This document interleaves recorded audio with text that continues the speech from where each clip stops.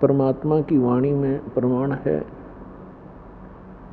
कि लख बर सूरा जूझ ही, लख बर सावत दे, लख बर यति जहान में, तब सतगुरु शरणा ले।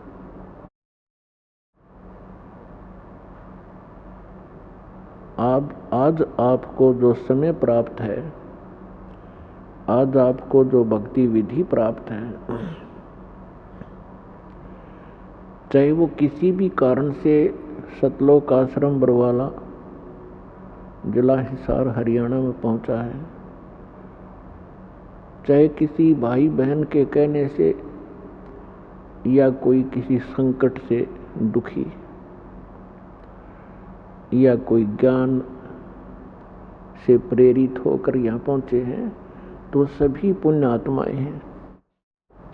यहाँ आना आम आत्मा के बस की बात नहीं है। जब तक प्राणी के पूर्व जन्मों के शुभ संस्कार अत्यधिक नहीं होते, तब तक वो सतगुरु प्राप्त नहीं कर सकता। और सतगुरु और परमात्मा में अंतर नहीं होता।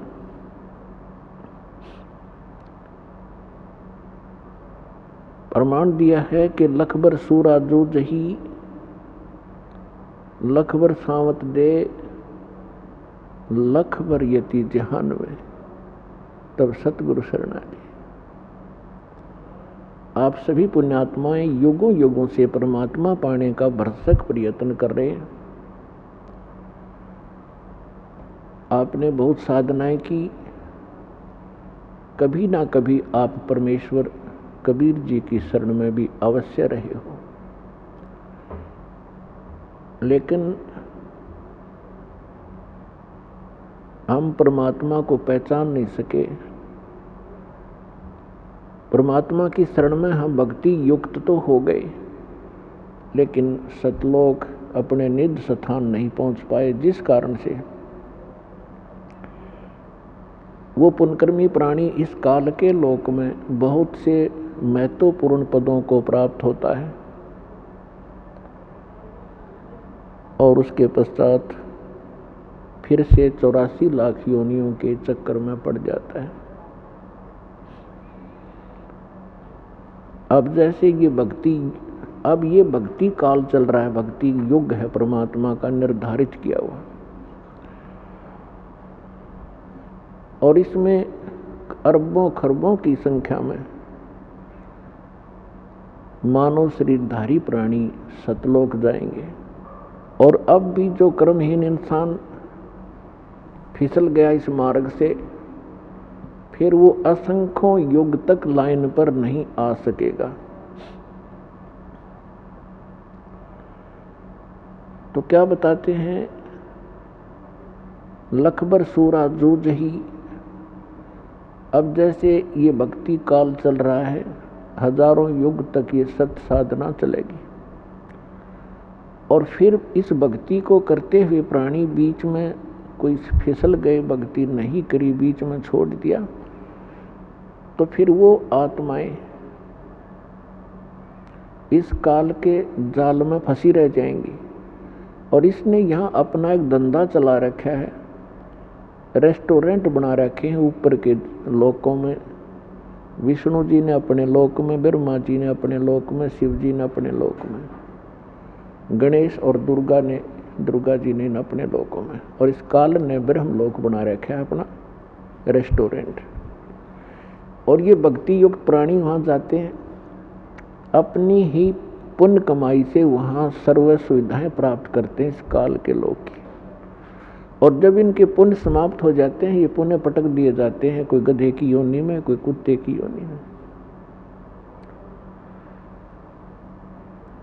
और उसके बाद फिर भी मनुष्य शरीर जब कभी प्राप्त होता है, तो उस पुण्यात्मा के अंदर फिर से तड़प भगवान की बनी ही रहती है।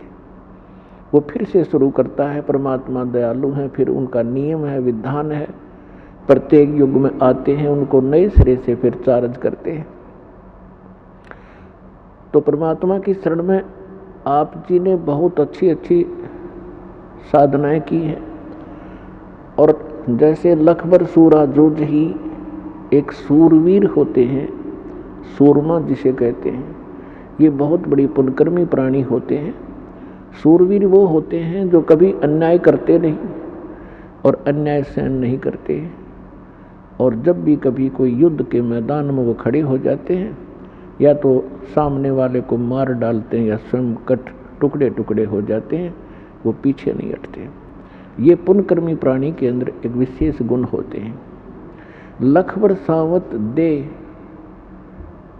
बहुत से पहले के प्रमाण मिलते हैं कि जिस व्यक्ति के हाथ घुटनों से नीचे तक जाते हों उनको सावत देह युक्त कहा जाता है। वो भी बहुत पुण्यकर्मी प्राणी होता है, बहुत पुण्यकर्मी प्राणी होता है। उसके अंदर भी एक विशेष गुण होते हैं, बड़ा सहनशील होता है, कभी दुराचार करता नहीं, कोई अन्याय नहीं करता और ना ही किसी को करने देता है। और लखबर यति जिहान में, यति जैसे सुखदेव ऋषि थे, वो बड़े यति थे, लेकिन भक्ति साधना ठीक नहीं थी उनकी, फिर भी वो गुण था उसके अंदर। राजा जनक के पास जब वो दीक्षा प्राप्त करने के लिए गए, राजा जनक जी ने उनकी परीक्षार्थ उनका आसन एक अलग कमरे में लगा दिया और उसकी सेवा के लिए एक नौकरानी भेज दी और नौकरानी को कुछ संकेत दे दिया, ऐसे ऐसे करना। नौकरानी उनको खाना खिला करके उन्हीं के बेड पर बैठ गई। सुखदेव ऋषि उस बेड से के ऊपर आगे को सरक गया। लड़की और निकट जाने लगी तो बेड छोड़कर वो बाहर खड़ा हो गया और कहा, बहन ए बेटी, आप अब बाहर जाइए, आप यहाँ ना रहिए। जब उस लड़की ने जाके राजा जनक से बताया कि ये ऐसे ऐसे किया और ये महापुरुष बहुत ही सूचे हैं, तो वो यति कहलाता है। तो यहाँ परमात्मा कहते हैं लखबर सूरा जूझ ही, लखबर सावत दे और लखबर यति जहान में, तब सतगुरु शरणा ले। तो आप जी ऐसे ऐसे भी रहे हो, सदा ऐसे नहीं जैसे आज आप कोई किसी रोग से पीड़ित है, कोई किसी टेंशन से ग्रस्त है, आप ऐसे नहीं थे। इस कलयुग ने हमारा सारा काम बिगाड़ दिया। इस काल भगवान ने हमें भक्तिहीन और शुभ संस्कारहीन कर दिया। फिर इसी के साथ साथ बताया है कि जो सत साधना नहीं करते, जिनको सतगुरु नहीं मिलते, उनके विषय में बताया है कि जैसे एक समय गोरखनाथ जी और परमेश्वर कबीर जी की गोष्ठी हुई थी और गोरखनाथ जी ने अपनी सिद्धि विद्धि दिखाई थी, परमात्मा ने उसकी सारी सिद्धि फेल करके और उसको फिर सेट किया था। गोरख जी को ये ज्ञान सुनाया था। गोरखनाथ जी इस ज्ञान से को ग्रहण करके वक्ता बन गए और इस ज्ञान के अंदर इतनी कसक है, प्रत्येक आत्मा इससे प्रभावित होती है जो दास आपको सुना रहा है। और कोई नालायक आदमी आप पे वक्ता बनकर फिर नाम देने लग गया तो वो अपने कर्म तो बिगाड़ता ही है और भी बहुत से प्राणियों का नाश करने का, उनके जीवन नाश करने का दोष भी अपने सिर पर ले जाता है। तो गोरखनाथ जी ने ऐसा ही किया। इस ज्ञान के आधार से लाखों लोगों को अपने पीछे लगाया, जिसमें बहुत से राजा लोग भी प्रभावित हुए, पर उसके पास ज्ञान नहीं था। ज्ञान मीन वो मंत्र नहीं था जिसका मोक्ष हो। ज्ञान अलग चीज है, समाधान मूल वस्तु है। तो यहाँ सूक्ष्म वेद में गरीबदास साहेब जी ने कहा है, परमात्मा से प्राप्त इस ज्ञान के आधार से, कि गोरख से ज्ञानी गणे और सुखदेव जति जिहान और सीता सी बहु भारिया। पर संत दूर स्थान।